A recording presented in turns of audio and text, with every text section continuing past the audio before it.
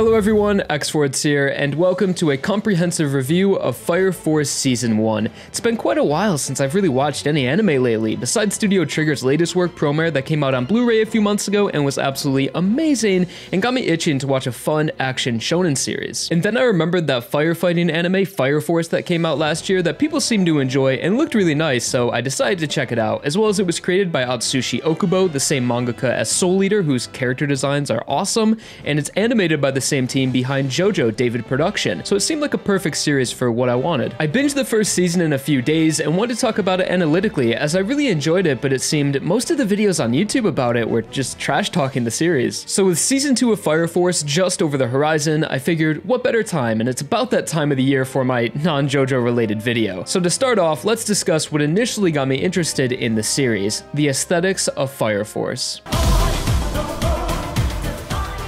Fire Force is set in a post-apocalyptic world, although post-apocalyptic is far from the show's aesthetic, as it takes place in a modern-day Tokyo, one of the few places that has remained inhabitable after the Great Cataclysm. A mysterious apocalyptic event that caused most of the Earth to be shrouded in flames, dismantling and destroying entire continents. Along with the Great Cataclysm came the phenomenon known as spontaneous human combustion, which causes people at random to transform into infernals, a painful transformation into a flaming charred being, which depending on the person can result in different behaving infernals. The majority of infernals are mindless creatures that cause destruction, but if the individual has a strong enough will, they'll be able to remain sentient after the transformation, which in some cases can be even more dangerous if the individual is malicious, but more peaceful if they accept their fate. The existence of infernals resulted in the formation of the Fire Force, an infernal resistance, although they do not operate as one monolithic organization, as it was created by the four major Japanese conglomerates and governments: the Holy Soul Temple, Tokyo Armed Forces, Fire Defense Agency, and Haijima Industries.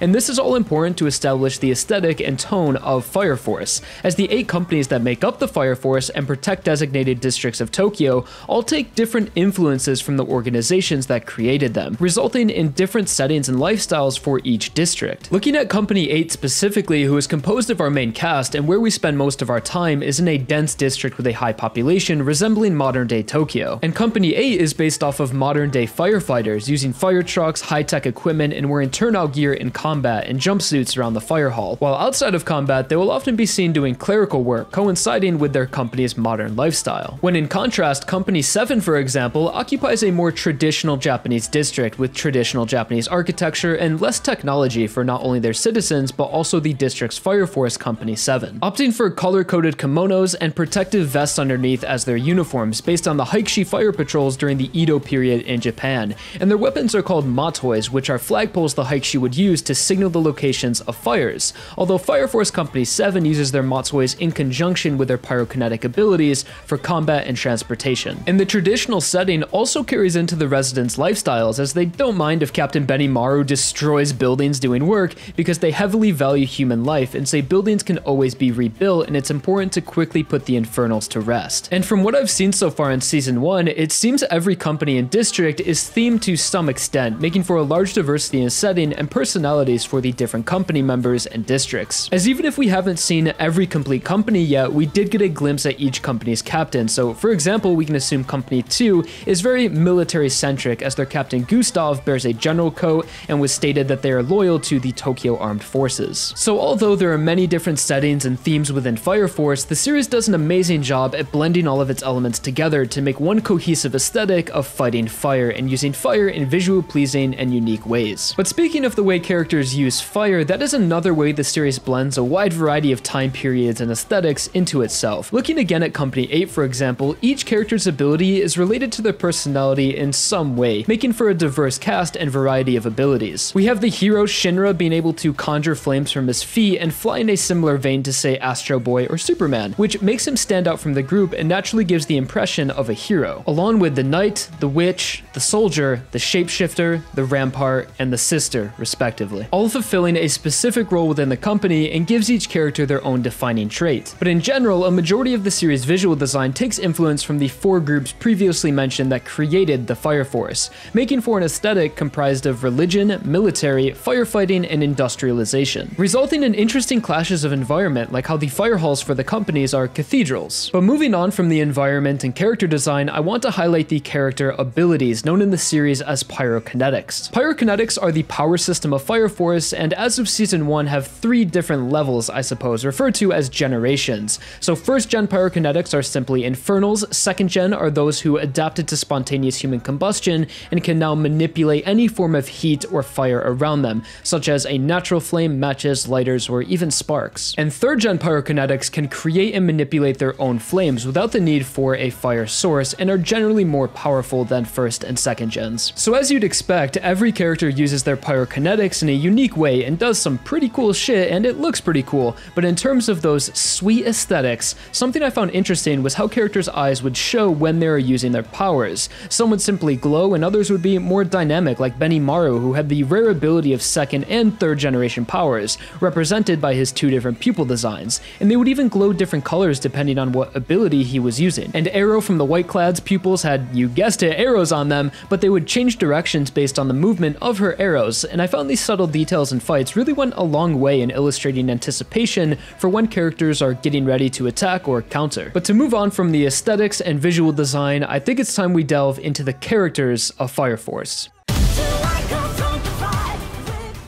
What Fire Force has to offer in terms of characters honestly isn't much different from what you'll find in many other shonens, and that's not necessarily a bad thing, but I definitely can't say the characters are the show's strongest element. Our main protagonist, Shinra Kusakabe, joins the Fire Force at the age of 17 with the ambition to become a hero and save people from spontaneous human combustion, which is a perfectly decent motivation for your protagonist, and his ambition is consistent with his tragic past, as Shinra's mother and younger brother were victims of human combustion, which fuels Shinra's passion to fight against the flames. But from my perspective, Shinra is about as typical as it gets when it comes to shonen heroes: brave, cocky, butting heads with the competition, and gifted with powers beyond your average pyrokinetic. Although later in the season, Shinra's battle against the flames does become more personal as he discovers his younger brother Sho survived the fire and is operating under the Evangelists, who are the bad guys, as well as we can sympathize more with Shinra as we learn about the struggles he went through growing up, as most people viewed him as a demon who caused the death of his mother, which wasn't the case. But as for now, I still view Shinra as a fairly one-dimensional character, along with most of the cast, although this is just the first season and there have been many seeds planted throughout the show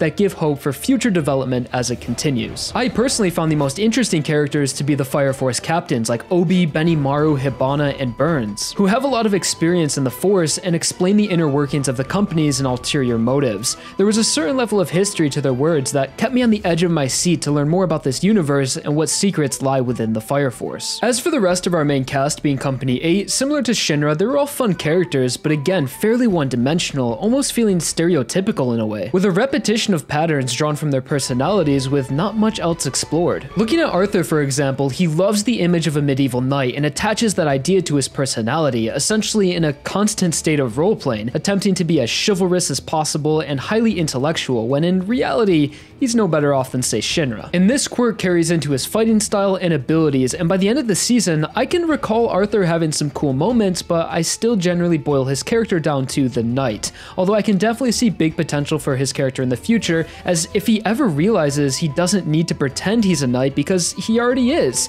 He protects people from infernals with his own abilities, and once he realizes he's living his fantasy, he could become one of the strongest members of the Fire Force. And that level of depth is about equal to every character, Obi being the strong leader who compensates for his lack of powers with hard training and work ethic, Hinoa, a jarhead type character with a military background and acute PTSD, who carries a stern and authoritative demeanor, Iris, the kind sister who uses her prayers to allow infernals to pass peacefully and wishes to fight the fire after losing many of her sisters to the flames, and so on and so forth. But to reiterate, this is just the first season, and I'm totally fine with the series taking time to establish these characters because there are so many of them before possibly going more in depth. Also, every character, along with their core personality trait, would have some sort of quirk to give them more charm or a distinguishing feature, like Shinra's nervous smile that would often unintentionally make him come off as disrespectful, or Obi's questionable training techniques. There's also Hinoa's goofy hack collection, and of course the most annoying and distasteful quirk was the first company's Tamaki, with her lucky lecture lore that causes her to be groped and objectified at random no matter how out of place or intrusive it may be to the story. I understand this is a shonen series, so I expected many shonen tropes going in, but this whole quirk just seemed to be thrown in at the worst worst possible times,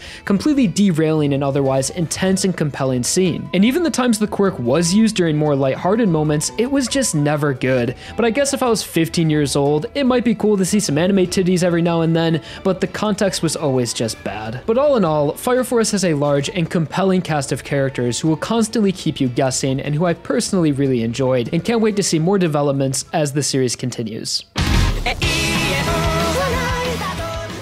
This first season is composed of various mini-arcs that introduce us to different districts, companies, organizations, and characters with a strong sense of mystery behind almost everything. What caused the Great Cataclysm? Why do people spontaneously combust? What is the source of pyrokinetics? And what are certain members of the Fire Force clearly hiding from everyone? And thankfully, that is the objective of Company 8, our main cast, to investigate and observe all of the other companies to learn more about this phenomenon, which is a great motivation for our group and naturally introduces us to the world, which leads the story down winding roads of corruption and conspiracy held within the Fire Force, as well as some third-party intervention that gives Shinra more motivation to continue investigating and more reason for us to be invested in his character. It's the first half of Fire Force Season 1 where it's at its strongest, clashes between companies, taking down rogue infernals, and delving into the culture and true motives of the different companies. But in the second half of the season, we are properly introduced to the White Clad, a cult-like organization led in part by Shinra's younger brother Sho, who seem to worship the flames and seek their power. So pretty much the bad guys, and I found this group significantly less interesting than what the show previously offered.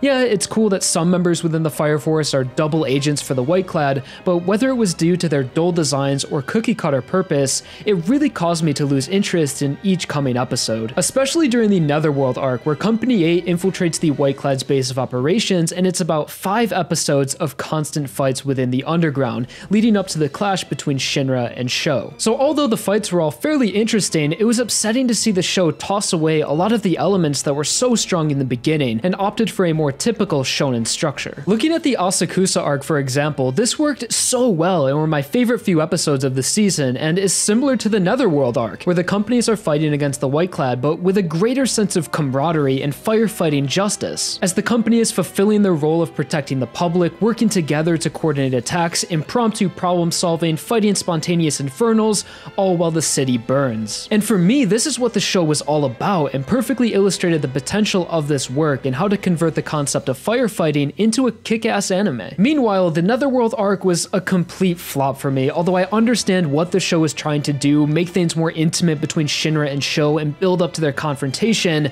but when you isolate these characters and remove the consequence of environmental destruction and public safety, it doesn't really matter if they are a Fire Force anymore and suck the life out of the series' tone. So what can we learn from this? Play to your strengths. Fire Force is unique and interesting, so take advantage of the world that's been created, rather than force these characters into a formulaic story structure that clashes with what makes the series unique. And I mean, come on, this is a story about fire and fire abilities, and you're gonna give the villain the power of stopping time, and I know its mechanics are explained and how it's related to pyrokinetics, but come on, seriously, never seen that one before, and it totally wasn't predictable. So I'm sure you could tell I found the story to be the weakest element so far, but thankfully there is still hope going forward, and I would love to see more of what made the story great in the beginning continued in Season 2, as we were introduced to more companies and mysteries within the organization, as well as a new motivation for Shinra after the twist at the end of the season about the truth of the Horned Infernal.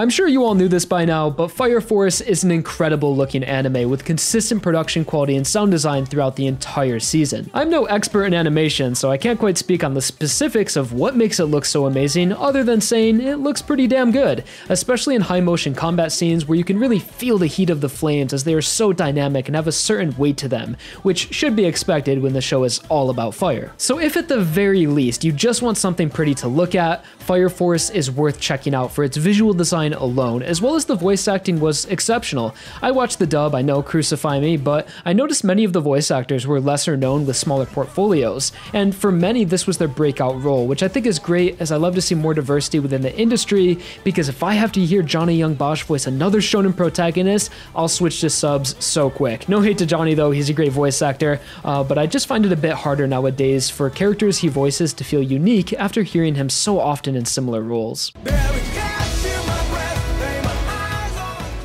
So all in all, I thoroughly enjoyed Fire Force Season 1 and was a great show to pick up and get back into watching anime after a long break. It has its issues, but is certainly still a banger of a series, and I highly recommend it to anyone interested in shonen anime if you can look past some of the outdated and campy tropes thrown in every once in a while. Within the series, you'll find a beautifully crafted world with contrasting aesthetics to create something truly unique. Solid characters and character designs, a story with highs and lows, but definitely potential, and A+ visuals from David Production. So thank you all so much for watching. Please like the video if you enjoyed, subscribe for more anime and manga content, and I can't wait to make another review for Fire Force Season 2. But until then, fingers crossed for Stone Ocean Anime, and stay safe everyone. Peace.